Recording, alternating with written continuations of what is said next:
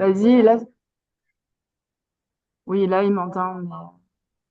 Ok, bah baisse le son. Ok, on va continuer comme ça. Bon, et bah bonjour. Et désolé pour ces soucis un peu technico-techniques. Bon, alors je m'appelle Camille Poux, comme je vous l'ai déjà dit. Je travaille au Césame, qui est le centre de synthèse et d'analyse de la biodiversité à Montpellier. Et c'est là où j'ai eu l'occasion de rencontrer Christophe. Et, euh, Et donc, je vais vous faire un espèce de cours synthétisé à partir d'une formation qui est donnée là-bas. Et j'arrive pas à passer le slide. Voilà, c'est ce que j'allais dire.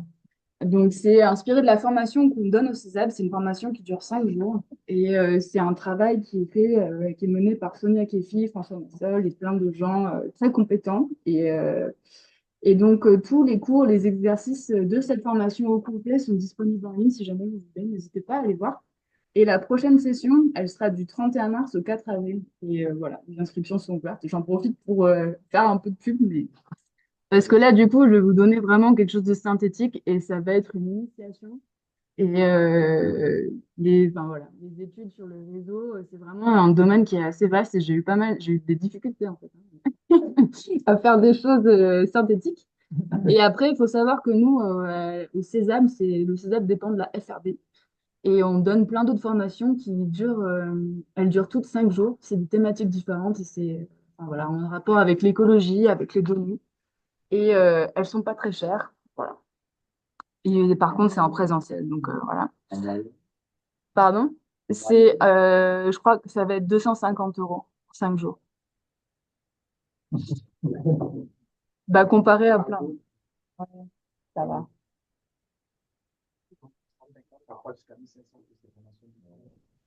Ouais. Bon, alors, du coup, les réseaux, qu'est-ce que c'est?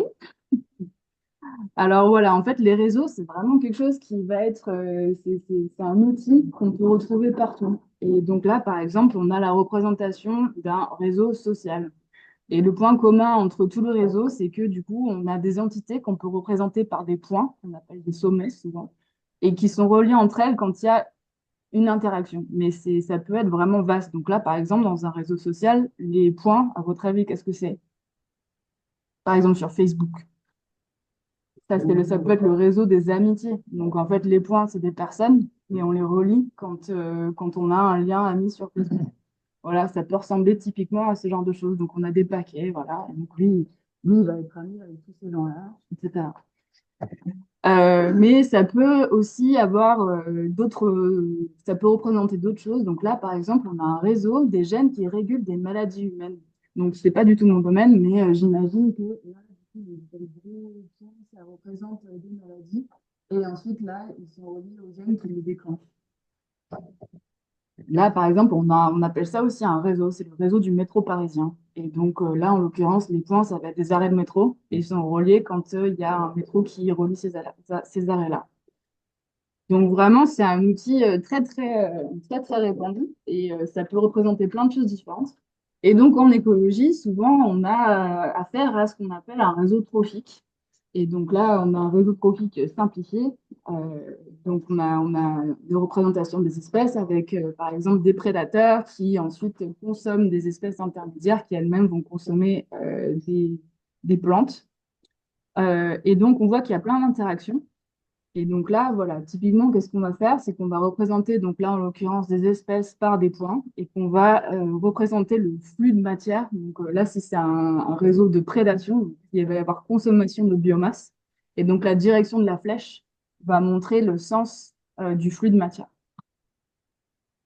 Mais donc là, c'était simplifié, comme je disais. Et là, par exemple, on a la représentation d'un réseau empirique qui a été notamment euh, comment on dit, récolté sur le terrain par, enfin, je sais pas si c'était par Sonia Kefi, mais c'était dans son papier. Et ça vient, donc un réseau trophique sur la côte chilienne. C'est un réseau sur le bord de l'océan, donc ça, il regarde des communautés intertidales. Voilà. Donc là, on a vraiment plein d'espèces et plein de liens dans tous les sens. C'est juste pour vous montrer que ça peut être des choses un peu complexes. Bon, alors pourquoi est-ce que c'est important? Bah déjà, ça permet de répondre à des questions un peu originelles en écologie qu'on se pose depuis toujours. Donc, par exemple, pourquoi tant d'espèces coexistent? Ça répond à... Enfin, il y a eu plein d'hypothèses hein, qui ont émergé pour répondre à cette question. Et notamment, il y a le principe de Gauss qui dit que quand il y a plein d'espèces, parce que en fait, quand on utilise la même niche, il y a le principe de compétition, d'exclusion compétitive qui va avoir lieu et qui fait qu'il y a des différenciations de niches et donc des différenciations d'espèces. Mais après, on peut parler aussi du paradoxe du plancton comment il s'appelle? Hutchinson, voilà. Qui, lui, dit, bon, bah voilà, donc on a plein d'espèces et on peut comprendre ça au niveau des prédateurs, parce qu'un prédateur, il va avoir plein de proies. La proie, elle va manger plein de plantes, mais si on regarde le phytoplancton, il y en a plein de différents, mais c'est quand même toujours les mêmes espèces. Donc, à un moment donné, là, il n'y a plus trop de diversité. Donc, comment est-ce qu'on explique qu'ils puissent avoir autant de diversité à partir de si peu? Enfin, voilà. Donc, ça permet les réseaux d'aborder ce genre de questions. Et surtout, ce qui est intéressant, c'est que c'est un outil qui peut être prédictif parce que on peut travailler sur des notions comme par exemple les cascades d'extinction. Donc, si je regarde un réseau trophique et que je regarde, il y a une espèce qui se raréfie ou voire qui disparaît, on peut par simulation la retirer du réseau et voir si tout va s'écrouler ou pas, par exemple. Et donc ça nous permet d'avoir une certaine mesure de la stabilité des écosystèmes. On peut aussi avoir une idée des points de bascule en écologie. Donc c'est justement c'est de voir un peu la résilience de l'écosystème à partir de combien d'espèces, quand je la retire de mon réseau, à partir de quand est-ce que tout s'effondre. Par exemple, il y a des études qui ont essayé d'étudier ça.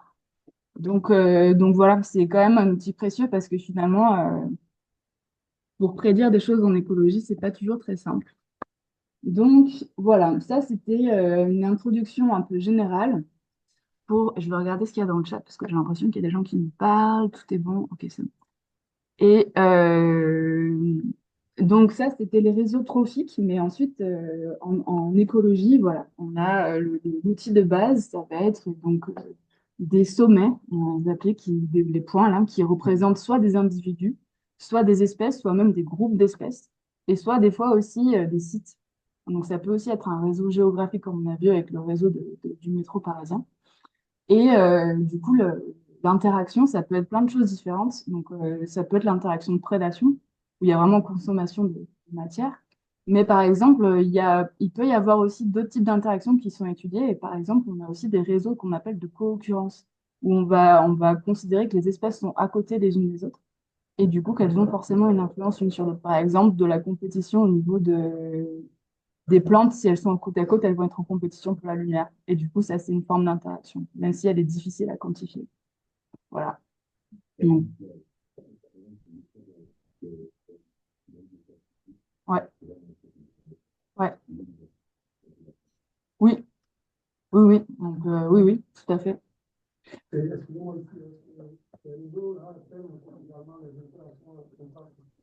Oui, bah alors par exemple, oui, bah du coup, si on représente si les points là sont représentent des individus plutôt que les espèces, du coup, ça peut permettre de montrer les interactions intraspécifiques.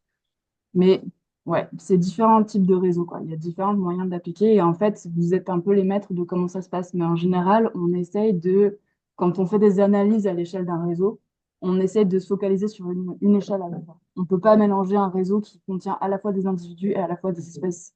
Sinon, ça perd un peu de sens. Mais on peut, en fait.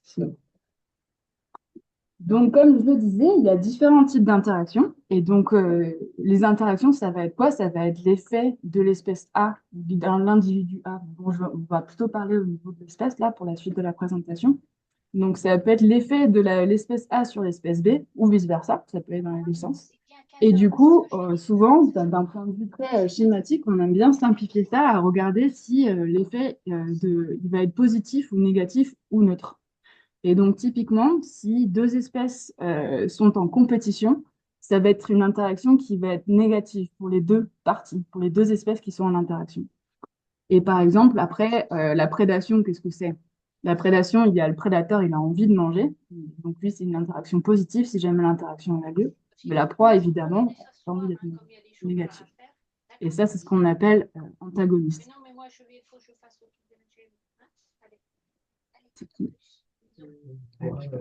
Excusez-moi, Oui. je ne vois pas une relation de parasitisme de la biodiversité. Ah ah, très bien, très bien. Alors là, du coup, j'ai mis des petites images donc de la compétition. Par exemple, le parasitisme, ça va être un peu. Le parasitisme, c'est un peu entre deux. Alors, enfin, c'est généralement un peu vu comme de la prédation. Donc, il y a le parasite qui dépend, mais en fait, il en dépend vraiment. Enfin, donc, et par contre, l'effet de parasitisme, il va soit être négatif, soit neutre. Voilà. Euh, donc voilà, là par exemple, en compétition, c'est ce que je disais tout à l'heure, compétition pour l'espace. Si on a des coquelicots dans les champs de blé, du coup la production de blé va être réduite parce qu'il y a de la compétition. De l'amensalisme, donc là ça va être quand c'est... Alors là par exemple, je crois que... Alors c'est quoi ça? C'est quand j'avais mis, il y a une bactérie qui est là. Non, il y a un champignon qui va émettre des toxines mais il va pas, enfin, et du coup, ça va empêcher l'interaction, quoi, ça va empêcher le truc. Ensuite, le commensalisme, ça va être positif pour l'un et neutre pour l'autre. Donc, par exemple, il y a plein d'exemples de plantes épiphytes. Alors là, c'est pareil, c'est un peu la frontière entre les deux, elle n'est pas toujours évidente parce que l'épiphyte, il peut aussi devenir parasite. Donc, voilà. Et mutualisme, c'est quand l'interaction est positive pour tout le monde, et donc typiquement la pollinisation. Donc, la plante dépend des pollinisateurs pour se reproduire, et le pollinisateur, lui, va consommer le pollen. Donc, par exemple, si on se focalise sur la prédation, euh, voilà, c'est là que j'avais parlé il y a la prédation, il y a aussi donc le parasitisme, comme vous me l'avez dit, mais il y a aussi par exemple de l'herbivorie, et on peut aussi considérer du cannibalisme, ça arrive, et du coup ça crée vraiment dans le réseau, ça crée une boucle sur lui-même, voilà. Et du coup, c'est des structures un peu particulières, c'est rare en fait d'étudier ça dans le réseau parce que ça crée des problèmes analytiques un peu. Donc voilà, typiquement, en fait, quand on parle de réseau trophique au grand public, oui, allez. On parle d'un gros relation, moi, est-ce que c'est moi qui ne comprends pas bien? C'est qu'il y a une différence entre la symbiose, la relation symbiotique et la Ouais. relation de mutualisme. Ouais. Et si vous n'avez pas fait cas de relation symbiotique, est-ce que Oui, c'est vrai, mais parce que j'ai pas forcément été très exhaustive dans toutes les listes. C'est vrai que j'aurais pu enfin, prendre l'exemple du mutualisme et décliner plein. Et la symbiose, c'est pareil, en fait, je pense que c'est une relation de dépendance. Donc, en fait, je pense qu'au niveau de la définition, c'est un peu flou aussi parce que du coup, enfin, voilà. Mais oui, vous avez, enfin, c'est vrai, il y a la symbiose aussi. Et donc, quand on parle de réseau trophique au grand public, souvent les gens, ils savent pas ce que ça veut dire trophique, alors que moi, j'aime bien juste dire non, mais c'est une chaîne alimentaire, en fait, c'est qui mange qui. Et donc, la chaîne alimentaire, tout le monde voit assez bien ce que c'est, hein. On a du coup ce qu'on appelle le top prédateur, qui vont être des carnivores, qui vont souvent consommer des espèces intermédiaires, donc des consommateurs secondaires, qui vont être par exemple potentiellement eux aussi des carnivores, qui vont être des insectes ou des parasites, qui vont consommer des espèces intermédiaires encore plus basses, qui elles vont être consommatrices primaires, donc qui sont typiquement des herbivores. Et ensuite, on a les espèces basales, qui sont les espèces de plantes végétales. Pardon. Euh, donc ça, c'est vraiment, bon, c'est facile, tout le monde a ça en tête, mais en réalité, on a vu que c'est beaucoup plus complexe, hein, parce que du coup, un prédateur va avoir plusieurs proies, etc., etc., et c'est pour ça qu'on parle de réseau. Donc ensuite, un des grands problèmes, ça va être de pouvoir quantifier ces liens trophiques, et donc on parle de la force des interactions. Et donc ça, par exemple, on peut ne pas les quantifier et simplement dire présence ou absence d'une interaction. Et du coup, on va parler de réseau binaire parce que c'est soit 0 quand il n'y a pas d'interaction, soit 1. Mais sinon, on peut essayer de quantifier la fréquence de ces interactions. Par exemple, quand on est sur le terrain et qu'on veut regarder, par exemple, sur les pollinisateurs, on va se poser devant la fleur et on va compter combien de fois il y a de visites du pollinisateur sur la plante et on peut quantifier l'interaction comme ça. Mais il y a plein d'autres manières de faire. Et par exemple, j'ai déjà vu des études où, au lieu de faire ça, ils vont en fait attraper des pollinisateurs et ensuite ils vont les brosser avec un pinceau pour récupérer les grains de pollen et ensuite compter les grains de pollen. Et ensuite, ils vont essayer de quantifier du coup le flux de matière, en l'occurrence le pollen, grâce à ça. Voilà. Donc, il y a vraiment plein de moyens de faire. Et du coup, enfin, on n'aura pas le temps d'en parler ici, mais ça pose vraiment des espèces des questions éthiques sur le côté, quand on fait du terrain, le côté empirique et tous les biais qu'on peut avoir quand on parle du réseau. Donc, comment est-ce qu'on quantifie tout ça? Euh, et après, voilà, donc ça peut être des flux de biomasse, donc les grains de pollen. Ça peut être aussi la préférence relative des proies. Donc, on ne va pas quantifier le nombre absolu d'interactions parce qu'on ne les observe pas toutes. Mais par contre, on peut estimer qu'on a le même biais d'observation un peu pour toutes les espèces. Et du coup, ça va être une préférence relative. Ça peut être des taux de consommation, enfin, voilà, etc., etc. Et voilà. Alors après, il y a plein de types de réseaux différents. Et un type de réseau qui va être important et qu'on voit souvent en écologie, c'est les réseaux bipartites. Alors, bipartite, ça veut dire qu'il n'y a que deux guildes ou deux ensembles qui interagissent, typiquement les plantes et les pollinisateurs. Euh, donc, on regarde que les interactions interguildes, donc entre les plantes et les pollinisateurs. On ne va pas considérer les interactions entre pollinisateurs et ni entre les plantes. Et du coup, vraiment, on représente les réseaux comme ça par deux niveaux. Euh, et on peut, enfin voilà, là, on a vu jusqu'ici qu'il y avait la chaîne alimentaire avec par exemple quatre niveaux, mais on peut aussi considérer des interactions de prédation avec juste trois prédateurs. Euh, mais il peut y avoir d'autres types d'interactions, par exemple la dispersion des graines là, par des oiseaux, par exemple. Et quand je vous l'ai illustré ici, il y a différents types de manières de représenter ça. Et ça, c'est des choses que vous pouvez voir. Donc, là, c'est vraiment sous forme de schéma.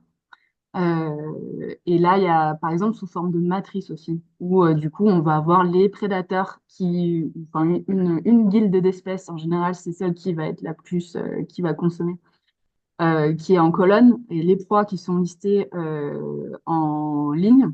Et ensuite, enfin, voilà, on va mettre des nombres, donc soit 0 et 1 si on a un réseau binaire, soit essayer de quantifier le nombre d'interactions sous forme de matrice. Et du coup, après, on a des outils qu'on pourra avoir par la suite qui nous permettent d'illustrer ça. Et donc là, par exemple, on a une représentation où du coup, les espèces sont représentées par des rectangles là sur le côté. Et les rectangles, la taille des rectangles va être proportionnelle soit aux abondances, si on a collecté les abondances, soit au nombre d'interactions, etc., etc. Et là, en l'occurrence, les interactions, elles sont pondérées, donc on a quantifié ces interactions parce que du coup, là, ça va être représenté par la taille des liens qu'il va y avoir entre les boîtes. Voilà. Et ensuite, on peut aussi parler de réseau multipartite. Donc là, c'est quand il y a une troisième, voire même une énième guilde qui va se rajouter par-dessus. Donc là, par exemple, souvent, on va considérer les herbivores qui vont consommer des plantes, mais les plantes, elles ont aussi des interactions de pollinisation. Et du coup, voilà, ça, on parle de réseau multipartite où souvent, en fait, on a une guilde qui va servir un peu d'interface entre les deux autres. Et là, par exemple, dans la figure précédente, je vous parlais de celui-là, mais en fait, j'avais tronqué la figure parce qu'en fait, c'est plutôt un réseau comme ça, là. Et là, en fait, c'est la même chose. Donc là, on avait des animaux d'un côté avec des plantes de l'autre. Mais là, plutôt que de regarder le niveau de l'espèce, là, on les a regroupés sous forme de woodland pasture, groupe d'espèces, comme je vous disais tout à l'heure.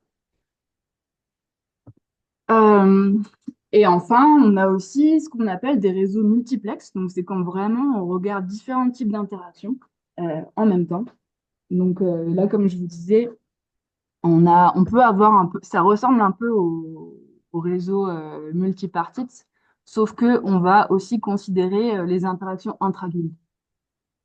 Donc là, par exemple, on a une très belle étude de Mélian et al. En 2009 qui présente des interactions antagonistes entre des plantes et je sais plus ce que c'est, je crois que c'était des insectes herbivores, euh, et des interactions mutualistes entre les plantes et les pollinisateurs. Là aussi, Pocock et al., c'était une des premières études empiriques qui rassemblaient un réseau aussi important avec autant de types d'interactions différentes. Donc là, par exemple, on a des plantes, on a 11 groupes d'animaux, on a 7 réseaux qui sont imbriqués les uns dans les autres, et souvent les plantes sont l'interface là, au milieu. Donc là, on a à la fois des interactions trophiques, on a des interactions mutualistes, on a des interactions parasitiques. Et bon, toujours ce fameux papier de Sonia Kefi que je vais citer beaucoup, où là, par exemple, ils ont regardé 104 espèces et ils ont à la fois des liens trophiques et non trophiques. Donc là, ils ont regardé des interactions de facilitation et de compétition. Et donc, comme je disais tout à l'heure, il y a, dans ces réseaux-là, par exemple, ils ont aussi regardé des interactions intra-guildes, comme au-dessus. Et aussi, il y a une espèce qui peut interagir avec plusieurs niveaux différents. Voilà. C'est pour ça qu'on appelle ça des réseaux multiplexes. Euh, il va falloir que vous me disiez quelle heure il est parce que j'ai cassé mon téléphone, je me rends pas compte. 10 heures. Ok. Très bien. Au niveau des visualisations, alors moi, j'ai fait ma thèse sur les réseaux et je pense que c'était la raison principale. Je trouvais que c'était super joli. Et à vrai dire, ça sert pas à grand-chose. Parce que, en fait, là, comme vous pouvez le voir, par exemple, là, je me suis amusée à essayer de reproduire ce petit réseau-là, là.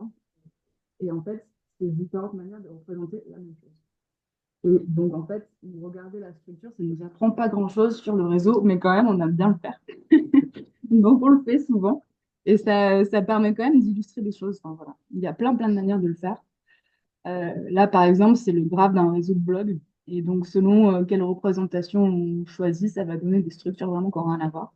Et c'est vrai aussi, même si on regarde la représentation matricielle, où là, donc là, c'est la matrice que je disais tout à l'heure. Donc là, il y a des espèces qui sont en ligne, d'autres espèces qui sont en colonne. Et quand elles interagissent, on colore la case en question. Donc, c'est noir quand il y a une interaction. Et selon comment on décide d'ordonner les espèces, on peut avoir des patterns différents. Ça, c'est la même chose, hein.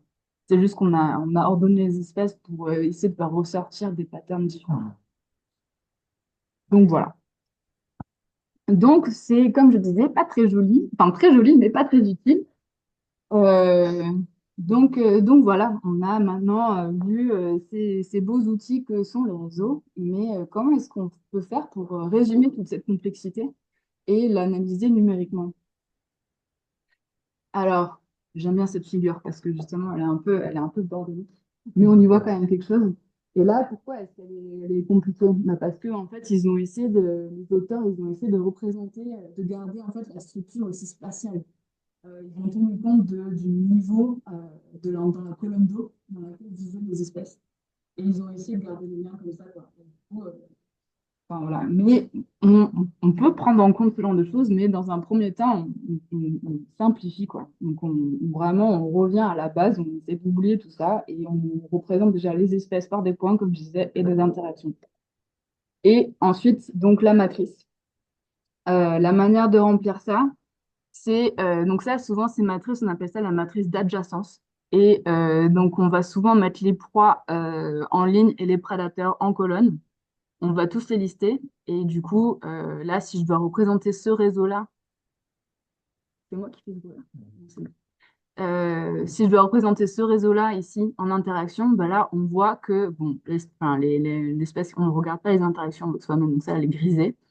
Et on va regarder dans le sens de la colonne, si je dis pas de bêtises. Donc l'espèce 1, voilà, elle a consommé l'espèce 2, donc on met un 1. Ensuite, l'espèce 1, est-ce qu'elle a consommé l'espèce 3? Non, du coup 0. Est-ce qu'elle a consommé l'espèce 4? Non, du coup 0. Ensuite, on fait pareil pour la deuxième espèce, vraiment colonne par colonne, et on avance comme ça. Voilà. Et du coup, comme je disais, souvent on grise, enfin, voilà, on peut avoir des représentations graphiques, on grise les interactions. Et du coup, quand on a vraiment beaucoup d'espèces, et donc ça, c'est difficile à obtenir quand on regarde des réseaux on a collectés empiriquement, mais souvent, quand on simule, on va s'amuser à avoir des matrices très grosses avec plein d'espèces. Et là, du coup, même les matrices, elles sont inefficaces pour représenter ça. Et du coup, on se sert d'un outil mathématique qui s'appelle les graphes. Alors, les graphes, c'est un ensemble de sommets ou de nœuds et un ensemble d'arêtes qui sont les liens. Et donc, un graphe, c'est vraiment un outil mathématique qui va servir dans plein d'autres choses qu'en écologie. Et il y a des caractéristiques. euh, et là, du coup, pour ce cours, on va considérer juste les définitions suivantes. Donc, déjà, il faut savoir qu'un graphe, il peut être orienté ou pas. Et, euh, et ça va donner, enfin, ça va conditionner la manière dont la matrice aussi qui nous sert de base pour étudier ces graphes va être designée, on va dire. Et donc, orienté ou non, ça veut dire est-ce qu'on veut tenir compte du flux de matière ou pas. Voilà. Souvent, les réseaux bipartites, donc ceux qui ont deux niveaux, on ne regarde pas forcément ça parce que ce qui nous intéresse, ça va vraiment être la structure. Et il n'y a que deux niveaux, on ne va pas s'intéresser à suivre tout le flux de matière, donc souvent, ils ne sont pas orientés, par exemple. Mais dans des réseaux trophiques plus complexes, souvent, on va regarder qui mange qui, et là, du coup, on a une flèche. Et donc, ça, c'est l'orienté. Comme je vous ai dit, ils peuvent être binaires ou pondérés, donc selon si on regarde les présences-absences ou si on regarde la quantité de enfin, qui a mangé combien de qui. Et ils peuvent contenir des boucles. Quand ça, les boucles à l'intérieur d'un réseau, vous vous rappelez? Une espèce qui se mange elle-même. Cannibalisme. Voilà. Quand c'est une espèce, sinon ça peut être d'autres choses. Euh, Et du coup, on va considérer voilà, qu'un sommet est isolé s'il n'a pas d'arête, parce que ça peut arriver, notamment quand on fait des observations empiriques, on va observer des espèces, mais par contre des interactions. Alors déjà, observer des espèces, c'est super dur, des fois on en a plein. Mais alors observer des interactions d'espèces, c'est encore plus dur. Donc en fait, des fois, on se retrouve avec plein d'espèces qu'on a vues, mais on n'a pas vu d'interaction, et qu'est-ce qu'on fait? On les garde ou pas? Voilà, il y a plein de décisions possibles, mais en tout cas, c'est possible de les garder dans l'outil qu'est le graphe. Et du coup, la représentation alternative aux matrices dont je vous parlais jusqu'ici, c'est juste d'avoir une liste de sommets et surtout d'arêtes. Donc voilà, là, par exemple, ah, c'est un peu petit, hein, mais là, par exemple, donc ça, c'est le sommet numéro 1. Il va être relié aux deux. Donc là, j'ai la première ligne de ma liste, ça va être 1, 2. Ça veut dire qu'il y avait une interaction. Ensuite, il est relié au 3 qui est là. Donc il y a 1, 3. Il est relié au 6, voilà, etc., etc. Donc, on a une liste, ça va être ma liste d'arêtes. Et voilà, si jamais on a des sommets qui sont isolés, on a aussi besoin du coup de la liste de sommets. La liste d'arêtes, elle suffit pas. Parce que, voilà. Euh, bon, et c'est là que ça va commencer à devenir rock'n'roll. Mais ça va aller. Donc, on a quelques métriques, quelques mesures qui sont assez simples, hein. Donc, là, Oui. bon, moi, je les appelle S, mais tout le monde les appelle comme ils veulent, hein. C'est pas non plus des trucs Ah, standardisés. Donc, il va y avoir le nombre total d'espèces dans un graphe, toujours utile pour connaître la taille du réseau. Ensuite, il va y avoir le nombre de liens. Et si on regarde le rapport entre les deux, ça va être la densité de liens. Ça va caractériser voilà, ça doit si être, oui, le le réseau est très balancier, oui. connecté ou pas. Et du coup, c'est un peu différent de la connectance. Je l'avais mis En fait, la en haut, connectance et la densité de liens, ça va être la même chose si on regarde un réseau c'est sur binaire. l'étagère au-dessus de la machine. En fait, je crois qu'il y a Nathalie. Regarde s'il y est. Nathalie, Ouais, il y a ton d'accord. Mais j'ai jamais vu ça. Mm. Ouais, la densité de lien et la connectance, ça va être la même chose si on regarde un réseau binaire avec de la présence-absence, mais à partir du moment où on a des liens quantitatifs, ça va être des choses différentes. Euh, voilà.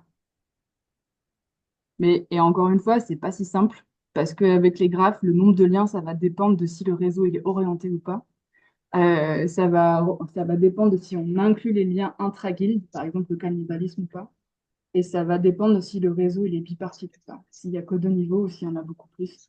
Enfin, voilà. Et du coup, voilà, c'est donc par exemple, si on prend le lien de la mesure de la densité de lien, euh, si qu'est-ce que j'ai voulu dire là?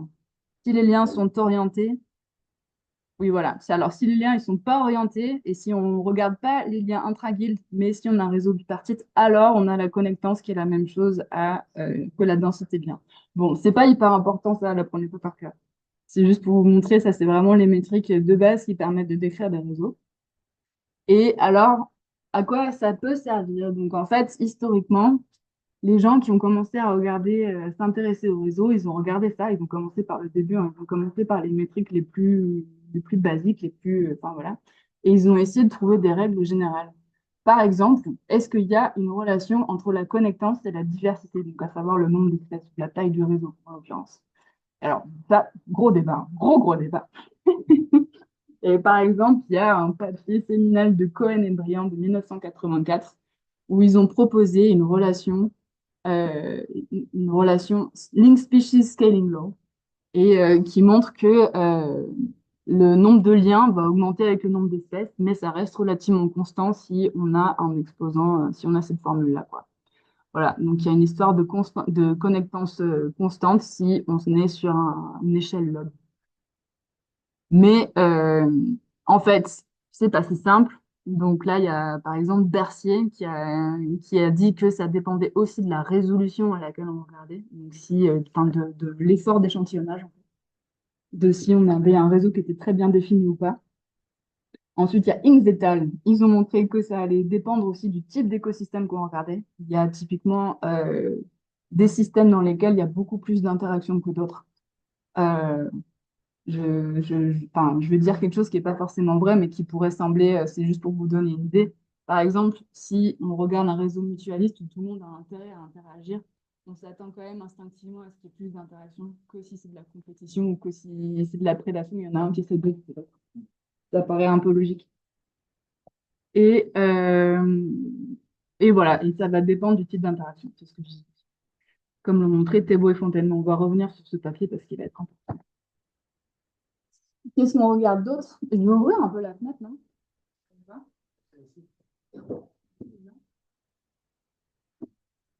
Un petit peu ça. Voilà. Un autre truc qu'on va regarder. Est-ce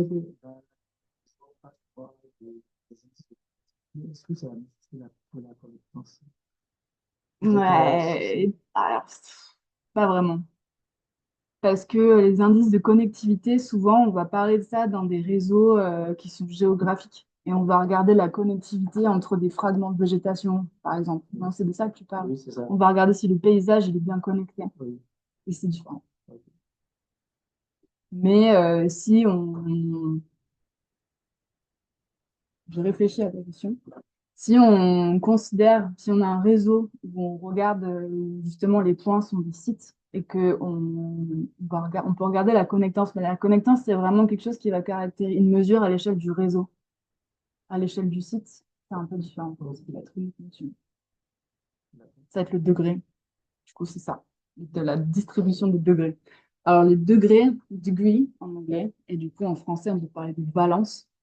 C'est le nombre de liens justement à l'échelle d'un nœud. Ça va être justement si un point qui correspond à un site a beaucoup de liens, ça veut dire qu'il est bien connecté. C'est ça. Et du coup, ça peut Oui, être oui, ton oui, indice de ça. connexion. Ok. Et du coup, c'est la notion, elle est bien évidemment liée, mais c'est juste qu'on regarde à l'échelle du point, pas à l'échelle du réseau. Ok, d'accord.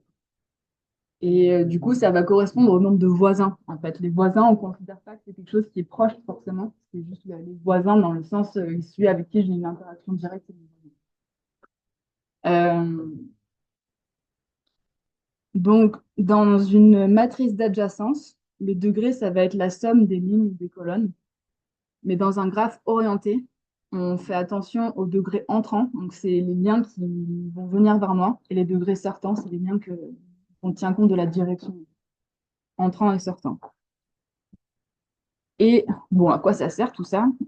Historiquement, en fait, ce qu'ils ont essayé de faire, les gens qui sont intéressés au réseau, c'est qu'ils ont essayé de décrire les propriétés des réseaux. Et donc, notamment, on regarde la distribution des degrés, ça veut dire qu'on va regarder à l'échelle de chaque nœud dans le réseau, OK, combien il y a de liens?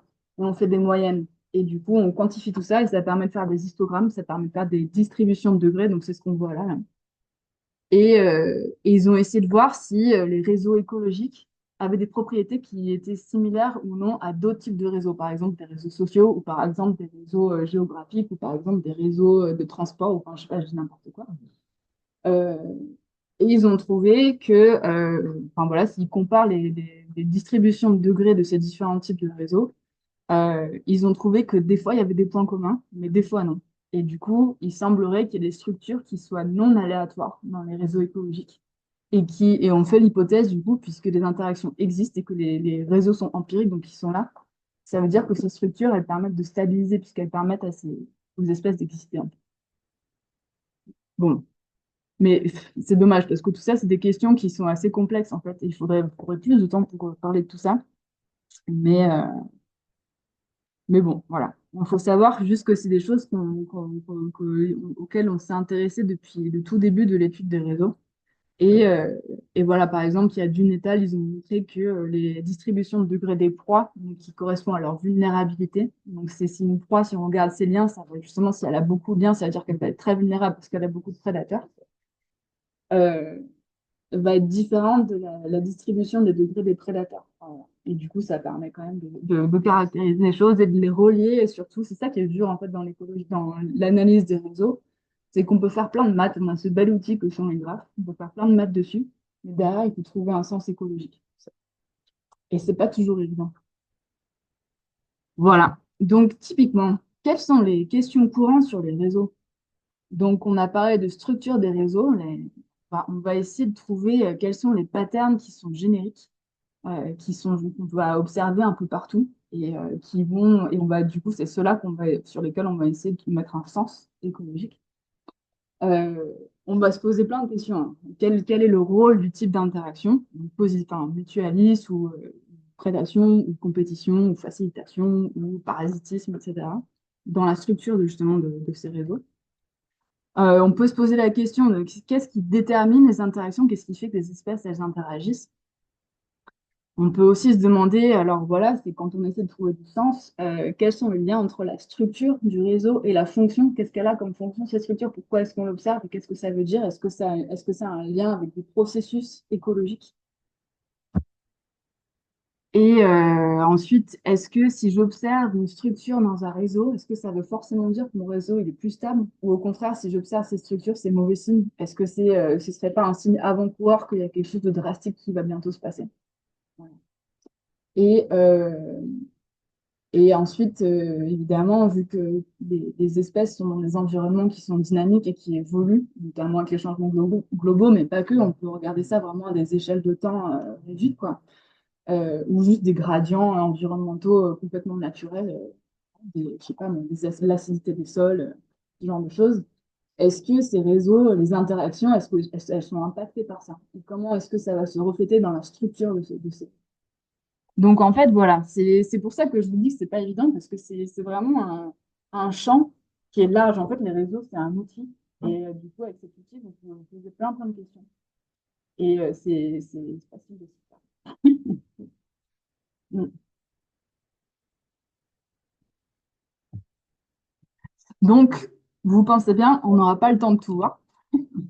Donc, moi, j'ai décidé de me focaliser un peu sur les deux premières questions, là. Euh, donc, structure des réseaux. Quels sont les patterns génériques? Alors, typiquement, historiquement, on a cherché à essayer de comprendre les groupes. Parce que du coup, dans un réseau, on l'a vu notamment dans les images que vous avez montrées au début, par exemple, le réseau social, rien que graphiquement, même si je vous ai dit que ça ne servait à rien de regarder graphiquement, mais on peut voir qu'il y a des groupes, des sous-groupes à l'intérieur du réseau, d'espèces, d'individus, de machins, qui interagissent plus entre eux qu'avec le reste. Et du coup, on va essayer de s'intéresser à ces groupes-là, à quoi ça correspond et pourquoi. Et ensuite, voilà, on va regarder les histoires de comparaison de réseaux des différents types d'interactions. Donc, quel groupe? Par exemple, on peut considérer qu'un niveau trophique, c'est un groupe. Donc, ça paraît quelque chose d'assez intuitif, notamment si on repense au schéma vraiment basique de la chaîne alimentaire que je vous ai montré, où là, voilà, on a les espèces, les prédateurs, les consommateurs primaires, secondaires, les herbivores. Hein, c'est clair, on pourrait croire que c'est facile, en fait, de se dire qu'il y a des groupes comme ça. Là, par exemple, on a une représentation d'un réseau où ça apparaît plutôt clairement, où on a vraiment les prédateurs qui sont bien clairement bien rangés en haut, etc. Même si c'est un réseau complexe, hein. Mais en fait, enfin, des fois, il y a des flottements, quoi. Des fois, il y a des espèces qui sont à l'intermédiaire. Typiquement, les parasites, on les met. Voilà, c'est pas évident. Et donc là, c'est représenté, là, par exemple, souvent les espèces basales, ok, celles-là, elles sont faciles à se pas, voilà. Mais à partir du moment où on remonte dans le réseau, la position des espèces en tant que niveau trophique, elle n'est pas toujours évidente à définir. Et donc, il y a un milliard de manières de faire. Voilà. On y reviendra pas trop, je crois. Je vais vous en parler un peu dans le TP, mais enfin, sachez-le, c'est pas évident. Euh, Ensuite, il y a une autre notion euh, qui s'appelle la modularité. La modularité, en gros, c'est les histoires de compartiments. Donc, c'est parce que finalement, quand on regarde les groupes dans un réseau, c'est ça, on considère que ça fait des compartiments. Et donc, sous forme matricielle, ça va représenter ça. Donc là, c'est vraiment hyper schématique, hein, mais là, je vais avoir un sous-groupe d'espèces, là, un autre sous-groupe d'espèces qui interagissent vraiment préférentiellement entre eux. Et du coup, quand on regarde au niveau de matrice, quand on arrange un peu les espèces dans le bon ordre, euh, on va pouvoir voir émerger comme ça des sous-groupes qui se rangent comme ça le long de la diagonale, souvent. Euh, Donc, sous-groupes d'espèces interagissant préférentiellement entre elles, mais qui sont connectées au reste du réseau quand même, hein. Faut pas que ce soit un réseau complètement isolé. Souvent, il y a des espèces qui font quand même le lien, qui sont des espèces connectrices ou qui sont, voilà. Ouais, ouais. Bah non, là, c'est vrai que là, du coup, elles interagissent. Ça, là, c'est que des modules qui sont isolés les uns des autres. Effectivement. C'est pour ça que c'est pas un vrai réseau. Ça, c'est vraiment juste une représentation. Euh, Donc la modularité, c'est quelque chose qui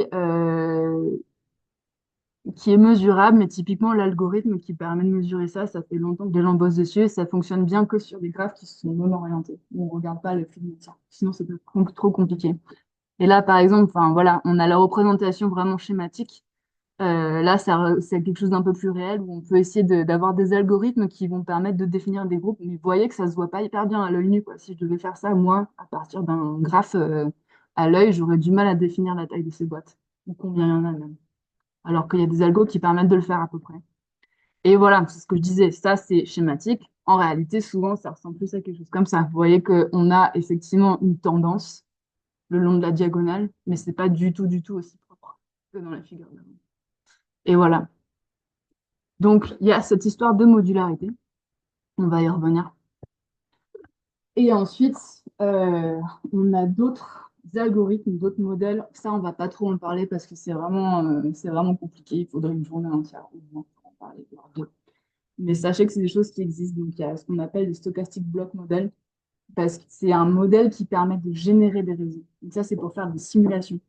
Parce que du coup, quand on fait de l'analyse de réseau, on se base sur des réseaux qui sont empiriques. Et pour savoir si les structures qu'on observe, elles sont différentes ou non de quelque chose qu'on obtiendrait par chance, de manière aléatoire, il faut bien qu'on puisse générer des réseaux qui aient des structures un peu similaires. Et du coup, ça, c'est un modèle qui permet de faire des réseaux où on peut paramétrer la taille du groupe. Voilà, et qui marche pas trop mal. Et voilà, donc ça, c'est un réseau entièrement simulé qui permet de générer des groupes, etc. Euh, Donc ça, c'était pour les histoires de groupe. Vous arrivez à lire. Donc là, c'est réseau mutualiste et nestedness. La nestedness, ça se traduit par emboîtement, mais je veux quand même dire nestedness parce qu'emboîtement, c'est pas beau. Et du coup, c'est vraiment, c'est une structure qu'on observe souvent dans les réseaux, donc bipartites. C'est un truc de réseau bipartite, c'est une mesure de réseau bipartite. Et enfin, qu'on observe souvent dans les réseaux mutualistes. Et donc, c'est caractérisé par une structure donc emboîtée, ça veut dire qu'il y a un continuum entre les espèces qui sont spécialistes et généralistes. Donc là, par exemple, les espèces qui sont ici, elles ont plein de liens, donc c'est les généralistes. Alors que celles qui sont tout au bout, c'est les spécialistes, elles n'ont qu'un seul lien. Et donc, il y a vraiment, quand on les range bien, il y a un continuum comme ça qui se fait. Il y a aussi un noyau dur d'espèces qui vont être très connectées, donc c'est les généralistes. Et ça se caractérise par ça, hein, quand on par la représentation graphique, c'est vraiment une occupation du point en haut à gauche. Et il va y avoir ce qu'on appelle une spécialisation asymétrique. Enfin, voilà, c'est des termes un peu techniques, mais sachez que ça veut juste dire ça en fait. Souvent, c'est ça en maths, hein. C'est souvent des problèmes de vocabulaire. Ça a l'air d'être un truc hyper technique, alors qu'en fait, c'est juste dire les points tout seul là-bas, quoi. Voilà. Et donc, voilà, ça, c'est les réseaux mutualistes et la nestedness. Il y a vraiment eu beaucoup de littérature sur la question. On a essayé de se casser la tête à comprendre pourquoi est-ce que les réseaux mutualistes, ils avaient tendance à être comme ça. Et est-ce que c'était vraiment... Et en fait, bon, à l'heure actuelle, au niveau du débat, on est en train de dire qu'en fait, la nestedness, c'est quelque chose qui a un peu créé. Et en fait, tout est lié à la connectance, dont je vous ai parlé tout à l'heure. La nestedness, voilà, les mesures de nestedness, il y en a plein, elles sont pas toujours très stables. Enfin, Du coup, voilà. Mais le débat, ça veut pas pour autant dire que c'est clos, hein. Il y a encore quelqu'un qui va dire, mais non, mais si la NSNS, c'est important. Mais tout ça pour dire qu'il y a des grands débats, en fait, hein, dans le domaine des réseaux. Souvent, on a l'impression que c'est un sujet qui est vachement niche. Mais en fait, vu que les réseaux sont partout, c'est un grand domaine d'application. Et donc, il y a des grands débats depuis longtemps. Alors, si on compare les interactions mutualistes et antagonistes, donc si on prend l'exemple des réseaux de plantes pollinisateurs versus des plantes herbivores. Plantes pollinisateurs mutualistes, ils sont contents d'interagir, plus plus. Plantes herbivores, c'est pareil, c'est pas plus plus, du coup, c'est antagoniste. Donc la plante, elle veut pas se faire manger, mais l'herbivore, elle est content de la manger, donc plus moins. Donc là, on va regarder un cas d'étude où, par exemple, d'un côté, il y a les réseaux mutualistes. Donc si on prend l'exemple de 42 réseaux, parce que souvent, il faut plus qu'un réseau, hein, pour pouvoir faire des statistiques, on remarque qu'ils ont donc une connectance élevée et une structure emboîtée, alors que les réseaux antagonistes, ils ont une faible connectance et une structure compartimentée. Et du coup, ce qui est intéressant aussi, c'est que on a vu que enfin, ils ont montré que la relation entre la connectance et la taille des réseaux était différente et si les interactions étaient mutualistes ou antagonistes. Par exemple, là, du coup, en noir, on a les interactions mutualistes, voilà, représentées par l'abeille et la plante. Et du coup, la relation entre la connectance et la taille du réseau, le nombre d'espèces, ne va pas être la même. Ça va être plus raide. Enfin, voilà. Donc, c'est ce genre de choses qu'on peut montrer. Et il y a une autre étude de Fontaine et al. Qui ont montré que les réseaux antagonistes, ils avaient plus d'espèces spécialistes, alors que les réseaux mutualistes, ils avaient plus d'espèces généralistes. Et en fait, ça fait sens, en fait, parce que du coup, quand on a intérêt à interagir, ça fait sens qu'il y ait plus de généralistes parce qu'on a envie de développer ces interactions. Alors que quand il y a une relation antagoniste, il y a d'autres espèces qui essaient d'éviter ça. Et du coup, il y a des modules. Donc, les réseaux trophiques, c'est Thébault et Fontaine en 2010 qui ont démontré ça, qui ont tendance à être plus modulaires, plus compartimentés. Les réseaux mutualistes qui tendent à être plus emboîtés, plus nested. Et les réseaux empiriques, ça veut dire, donc ça, ces études, elles sont basées sur des réseaux qui ont été observés et récoltés empiriquement. Donc, ils ont ces structures-là, qu'ils soient nested ou modulaires, qui sont bel et bien là et qui semblent augmenter la stabilité. Et typiquement, la nestiness, comme je vous disais, il y a beaucoup de généralistes. Et du coup, ça stabilise le réseau mutualiste que d'avoir une structure nested. Alors que quand on a une structure modulaire ou dans les réseaux de prédation, bah, typiquement, ça permet que les perturbations elles se communiquent moins entre les modules. Et du coup, le réseau est plus stable, c'est modulaire, mais que si on regarde les relations de prédation. Bon, voilà, c'était pour vous montrer une illustration qui était, enfin, si vous regardez cette biblio, elle est assez claire là-dessus, c'est pas toujours aussi clair, c'est pour ça que je me suis appuyée sur ces papiers-là. Mais en gros, ce qu'il faut retenir, c'est que la structure des réseaux plantes-insectes dépend en partie du type d'interaction, donc mutualiste ou antagoniste. Et donc, qu'est-ce qui pourrait expliquer ces différentes structures? Donc là, si on se pose la question de pourquoi est-ce que les espèces elles interagissent entre elles plutôt qu'avec d'autres, et ben souvent, enfin, on peut se poser la question de si ça a un rapport avec les traits des espèces. Et donc, un trait qui est très très important en écologie trophique, ça va être la taille. Et pendant longtemps, il y a des modèles qui marchent très très bien, où si on essaie de faire des prédictions en mettant des probabilités d'interaction qui sont basées sur la taille des espèces, et ben on voit que ça marche super bien. Qu'en fait, il suffit de dire, bah voilà, si ça rentre dans ma bouche, alors je nourris. Ça va permettre c'est une schématisation grossière, mais qui en fait va super bien fonctionner dans plein de cas. Et du coup, on a considéré que c'était un trait hyper important. En fait, c'est important dans plein d'autres choses en écologie, hein, ça. Mm. Mais voilà, en fait, c'est pas si simple comme toujours. Par exemple, en 2019, il y a Potapov et al. Qui ont démontré que, par exemple, c'était de prendre en compte la taille là, c'était quelque chose qui marchait plutôt bien dans les écosystèmes marins. Et encore, il y a des exceptions, hein. La baleine, elle mange du plancton. Voilà. C'est pas aussi linéaire. Mais par exemple, si on regarde l'écologie dans l'eau douce, mince, je sais plus comment on appelle ça, et ben déjà, c'est beaucoup moins linéaire. Et notamment parce qu'il y a des liens avec les plantes vasculaires terrestres. Et carrément, quand on regarde cette relation avec la taille, si on regarde ça dans les interactions terrestres, en fait, c'est pareil, c'est pas aussi linéaire du tout. Ça marche un peu quand même, hein. Ça reste un bon indicateur, mais c'est toujours plus compliqué que ça, quoi. Et là aussi, à Bros et al., ils ont montré que on pouvait, si on caractérisait en fait donc c'est quoi? C'est la masse des prédateurs sur versus la masse de la proie qui est mangée. Et ben du coup, la pente de la relation, elle va être différente en fonction de si on est des animaux qui nagent, qui marchent, qui volent ou qui sessile. C'est-à-dire quoi? Sessile, c'est qui bouge pas, c'est ça. Enfin voilà. Donc, euh, donc c'est pas toujours évident de rajouter des mesures de trait. Mais enfin voilà, ça c'était une approche un peu qui essaie de se baser sur de l'empirique. Mais ensuite, il y a aussi d'autres gens, des écologues plus théoriques, qui ont l'approche inverse et qui vont essayer faire des simulations, d'essayer de comprendre ça, de monter des modèles mathématiques pour voir si derrière ils arrivent à trouver des choses qui peuvent se retrouver dans la nature. Et donc là, Eckloff et al., ils ont fait un papier en 2013 qui est vachement d'importance aussi parce qu'ils ont parlé donc, ce qu'ils appellent la dimensionnalité des réseaux écologiques. La dimensionnalité, en fait, chaque dimension, c'est comme une somme de plusieurs traits. Chaque trait va correspondre à un axe. Ça va être plusieurs traits en général. Et ils arrivent à montrer que, en fait, ils partent de plein de mesures, plein de traits, et ils arrivent à simplifier tout ça, à diminuer le nombre d'axes, le nombre de dimensions, et ils arrivent à prédire en fait des structures de réseau avec très peu de traits. Alors on s'attendait pas à ça, quoi. On s'attendait à ce qu'il fallait quand même vraiment beaucoup de traits pour pouvoir prédire les interactions. Donc voilà, ils ont fait ça analytiquement. Après, qu'est-ce qui peut expliquer aussi les interactions? Il y a des histoires de trait matching et de coévolution.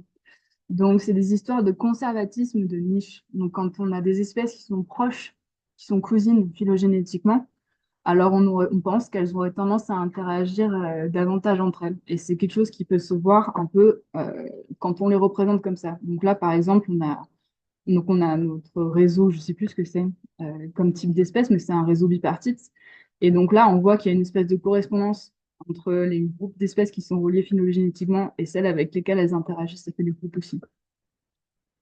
Mais attention, parce que il peut y avoir des faux amis. Par exemple, on sait bien qu'il peut y avoir des convergences phylogénétiques. Donc, c'est quand des espèces qui sont non parentées s'adaptent au même groupe fonctionnel et peuvent avoir du coup euh, des caractéristiques et donc des interactions aussi qui sont similaires alors qu'elles ne sont pas du tout proches phylogénétiquement.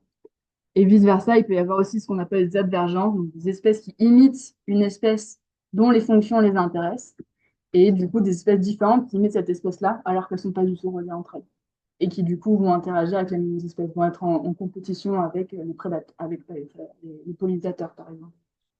Donc voilà, il y a des papiers qui montrent ça. À chaque fois, je vous ai mis les petites références. N'hésitez pas à les creuser un peu plus loin si ça vous intéresse. Et donc voilà, j'ai essayé de vous donner un point de vue un peu global sur les réseaux et je vous laisse avec quelques remarques pour conclure. Donc globalement, il faut toujours essayer de comparer les patterns qu'on observe avec d'autres types de réseaux. Donc est-ce que la généricité des structures observées, est-ce que ces structures elles sont généralisables? Est-ce que les traits peuvent être impliqués dedans? Euh, Après, il y a encore, même si ça existe depuis un moment, l'étude des réseaux, on est loin d'avoir fini et loin d'avoir tout compris. Donc on a vraiment besoin de nouvelles théories pour expliquer comment les processus écologiques et évolutifs explique les différentes structures qu'on va observer dans les réseaux, à la fois empiriques, mais aussi des réseaux simulés, quoi. Ça va dans les deux sens. Et ensuite, là, le prochain challenge, ça va être d'aller au-delà de l'étude d'un seul type d'interaction isolée à la fois. Et on commence à le faire, mais en fait, il y a des études qui ont commencé à le faire et qui ont ces réseaux à la fois où on regarde de la pollinisation, de l'herbivorie, de la prédation, de la facilitation, de machin, mais en fait, c'est pour comprendre ensuite et relier tout ça à des processus écologiques quand il y a des interactions en plus de types différents, genre compétition versus mutualisme ou pollinisation. Du coup, pour essayer de comprendre les flux de matière, enfin, ça devient vraiment compliqué. Et du coup, on a vraiment besoin d'outils pour essayer de comprendre ce qui se passe, quoi. Et bien sûr, un gros challenge, ça va être de réussir à intégrer les dimensions spatiales et temporelles. Parce que du coup, ce qui est bien dans un réseau empirique, c'est qu'on va relever les interactions. Mais en fait, ce qui serait super, ce serait de pouvoir suivre ces interactions et de voir dans le temps si elles augmentent, si elles diminuent, etc. etc. Mais vous comprenez bien que, enfin, empiriquement parlant, c'est hyper difficile à faire. Mais ça se fait un petit peu. Et du coup, enfin, il y a des données hein, qui sont en train de récolter pour faire ça. Et par contre, c'est fait pas mal d'un point avec des simulations en fait. Donc souvent on part d'un réseau qu'on a collecté empiriquement. Et justement, comme je vous disais à un moment donné, on peut essayer de mettre ça dans un modèle dynamique et dire bon bah voilà, je vais prétendre que l'espèce A, elle va diminuer en abondance. Qu'est-ce qui se passe? Voilà. Et du coup, on peut simuler le temps avec ça. Mais pour l'instant, ça reste que des simulations. En fait, ce serait bien de pouvoir les valider empiriquement. Voilà. Et pareil, du coup, pour l'étude spatiale, d'observer des types d'interactions similaires, mais à différents endroits pour regarder l'influence justement des paramètres géographiques, par exemple. Donc, voilà. Après, je vous préviens qu'il y a vraiment beaucoup de métriques. Il y a plein de manières d'étudier le réseau. Alors, c'est vraiment facile de s'y perdre. Alors, mon conseil principal, c'est de bien garder ces questions de recherche en tête et d'essayer de toujours relier ça en écologie. Parce que c'est facile souvent de se laisser, enfin, alors en tout cas, je parle pour moi parce que je suis un peu geek, mais me laisser attirer par des espèces d'indices et d'analyses hyper sophistiquées, machin. Et derrière, en fait, on va peut-être trouver des résultats super significatifs, super intéressants, mais derrière, ah mince, en fait, qu'est-ce que ça veut dire? En fait, on n'a aucune idée. Et du coup, avec quoi on fait, qu'est-ce qu'on fait avec ça? Après, ça devient compliqué, quoi.